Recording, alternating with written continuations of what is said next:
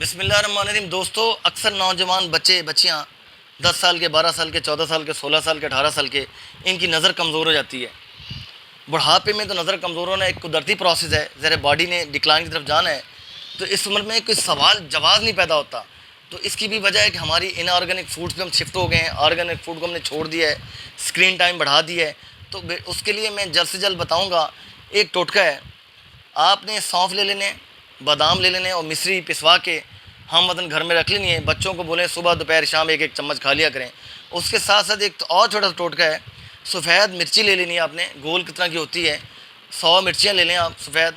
گائے کے گھی میں، دیسی گھی میں، اگر گائے کا ہے تو بھینس کا ہے، اگر گائے کا پریفریبل ہے، اس کے اندر ڈپ کر دیں، 25-30 دن کے لیے پڑی رہیں۔ اس کے بعد روزانہ 2 مرچیاں صبح نکال کے ان کو نیم گرم پانی کے ساتھ لے لیں، دودھ کے ساتھ لے لیں، اس کو استعمال کریں۔ ابھی یہ 100 مرچی ختم نہیں ہوگی، آنکھوں کی جو کمزوری تھی، جو چشمہ لگ چکا تھا، یہ اللہ کے فضل سے ریورس ہو جائے گا۔ یہ اس نسخے کو آگے تک پھیلائیے، شیئر کیجئے تاکہ لوگوں کو بھلا ہو۔ اجازت دیجیے۔